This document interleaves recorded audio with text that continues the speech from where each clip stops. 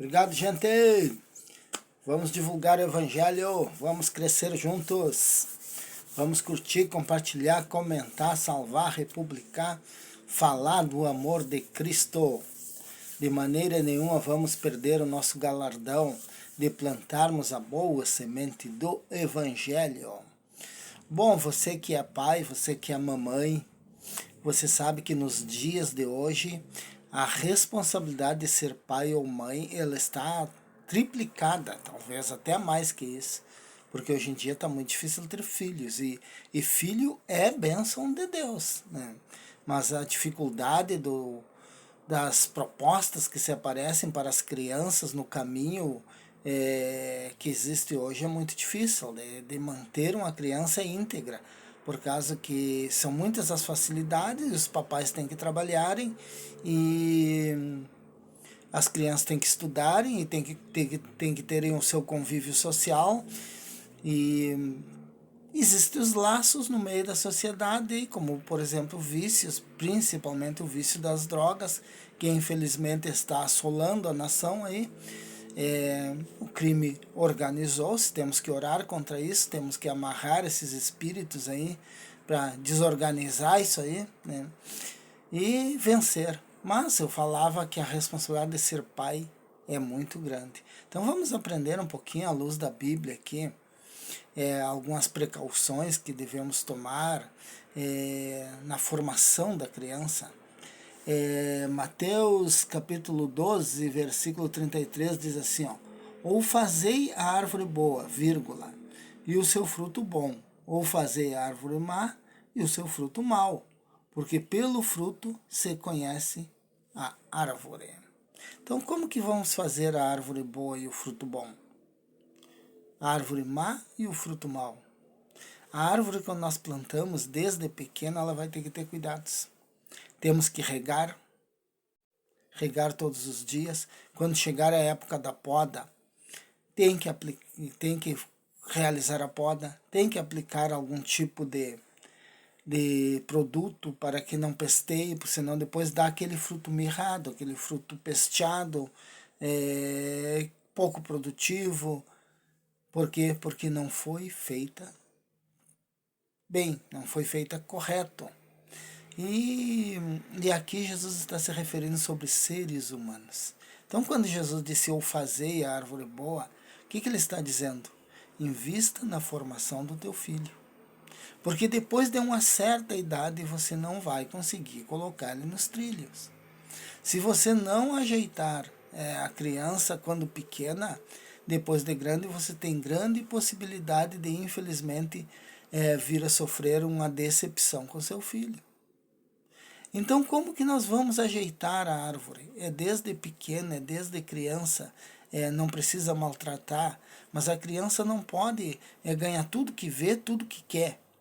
A criança tem que ouvir não também, mas tem que ouvir o não e saber o porquê que ela não está recebendo. Não é com brutalidade.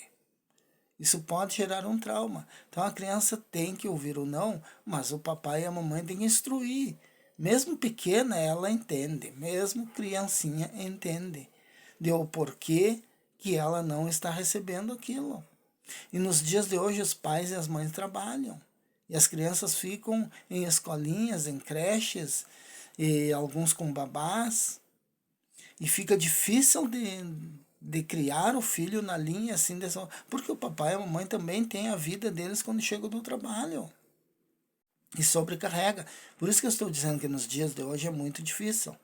Então é necessário desde o começo começar a ensinar. Porque para que quando ele crescer, ele saiba o que é certo e o que é errado. O que disse Salomão, que foi o maior sábio? Ensina ao teu filho o caminho que deve andar. A criança tem que ser ensinada na palavra de Deus? Eu concordo que tem que ser ensinada na palavra de Deus, mas eu concordo que tem que ter sabedoria para lidar com a criança.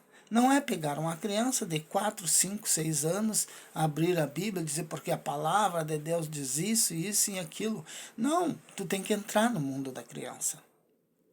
Por isso é necessário que você adquire adquira livros com historinhas bíblicas, revistinhas com historinhas bíblicas, para que interta a criança, porque a criança ela é voltada a isso, desenhos bíblicos.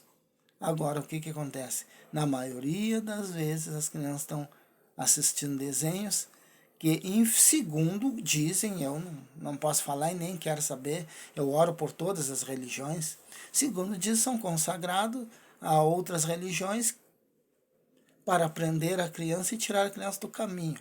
Segundo muitas pessoas dizem aí, e se é verdade ou não, eu não sei e também não quero saber, porque assim, ó, a partir do momento que eu tenho medo de uma obra mandada ou de qualquer coisa, e isso infelizmente existe, eu estou dizendo que Deus não tem poder para me proteger.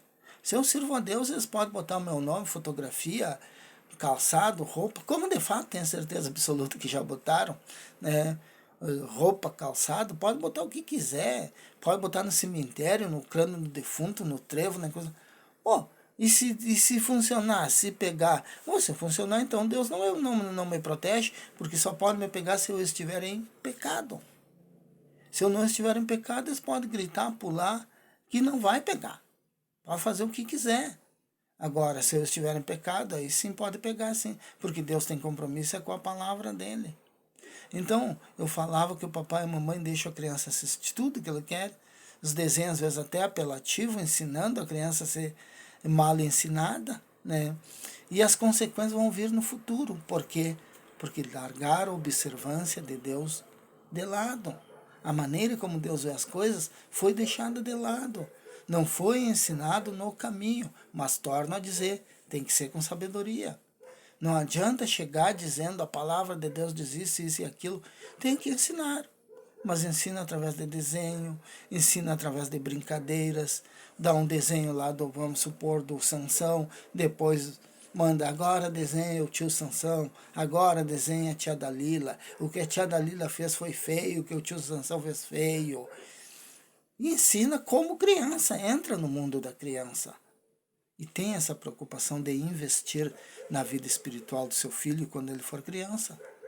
Porque eu, por exemplo, eu me converti aos 35 anos de idade, já estou com 55, caminhando para 56.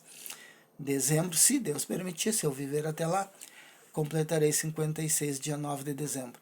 Agora, eu fui consagrado quando criança. Na Igreja Assembleia de Deus eu fui consagrado. E eu cresci sabendo que o Evangelho era o certo. Então, eu fui ensinado no caminho. Meus pais se desviaram, eu não fui para a igreja, não tive tempo de ir. E até vejo que os jovens que começam na igreja, duas coisas acontecem com eles. Eles se desviam porque chega aos desejos da mocidade e eles querem namorar. A jovem quer namorar, a jovem quer curtir.